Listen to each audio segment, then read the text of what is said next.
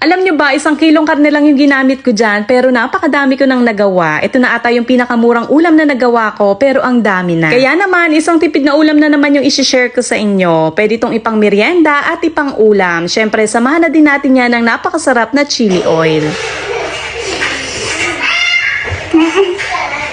Ito yung mga gulay na gagamitin ko at gagamit nga ako dito ng 1 carrots, 2 sibuyas, 2 bawang at dahon ng sibuyas. Kailangan nga natin dito yung sobrang liliit na hiwa kaya pinadaan ko muna to dito sa food processor para mapino. Yung gantong kapino naman okay na yan at pwede na natin tong isama dito sa 1 kilong giniling na karne ng baboy. Imagine guys, 1 kilo lang yung inilagay ko pero ang dami ko na dyan nagawa. Yung iba naglalagay ng hipon pero tayo hindi tayo maglalagay dahil pang tipid version to. Tapos timplahan na natin to ng mga pampalasang sesame oil, liquid seasoning, oyster sauce, salt, pepper, egg, at cornstarch. Okay na yon at haluin lang natin itong mabuti. Kung basa naman yung magawa yung ipapalaman, maglagay lang ulit kayo ng cornstarch. Hindi kasi maganda kung basa yung ipapalaman natin. Mabilis kasing masira yung molo wrapper. Tingnan nyo naman yan, napakarami na nating ipapalaman. Sigurado akong marami tayong magagawang siomay dito. Kaya maganda kung ipang-business nyo din to. Sa pagbalot naman dito sa siomay, itong molo wrapper yung gagamitin ko. Nabili ko lang to sa palengke namin at meron din kayo mabibilan sa mga grocery stores. Naglagay lang pala ako dito ng 1 kutsara, pero depende naman yan sa inyo kung gaano kalaki yung gusto nyong gawin. Nauuso ngayon yung jumbo, kaya pwede nyo naman yung gayahin. Tapos ganito naman ako magbalot. Itong 4 na sulok na to, idinidikit ko lang yan sa palaman para kumapit siya dyan. Yung kamay nyo sa kaliwa, kailangan nakapabilog lang siya para bumilog yung siomay. At yung kamay nyo naman sa kanan, kailangan nakahawak siya dito sa taas at sa baba para hindi lumabas yung palaman. Para makagawa din kayo ng gantong kagandang siomay na pwedeng ipangbenta. Ito na pala lahat guys ang nagawa ko at i-steam naman natin to ng 20 minutes. Ito namang steamer, pinahiran ko to ng konting oil para hindi dumikit yung siomay natin dito mamaya kapag naluto na. Kailangan guys, kumukulo na yung tubig bago nyo ilagay yung siomay. Grabe, nangawit na't lahat yung kilikili ko sa paglagay ng napakaraming siomay na to. Hindi ko inasahan na gantong pala karami yung 1 kilo. Mabilis lang naman itong maluto, 20 minutes lang, kaya mag-timer kayo at habang iniintay ko nga yung 20 minutes, gagawa muna ako ng chili oil. Sa food processor or kaya blender, ilagay na natin yung bawang at sili. Sa paggawa nito, mas marami yung bawang.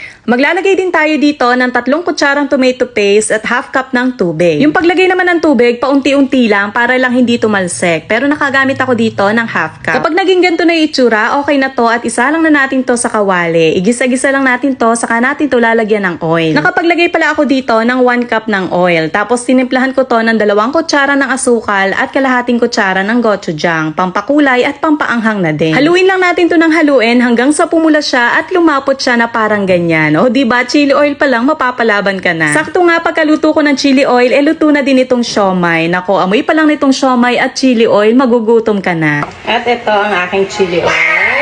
Ayan, ganda. Ayan, mansi. Oo.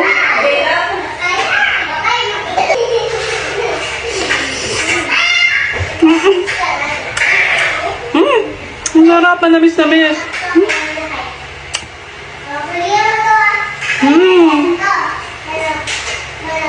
Sakto-sakto yung anghang. Sarap. Grabe, ang sarap.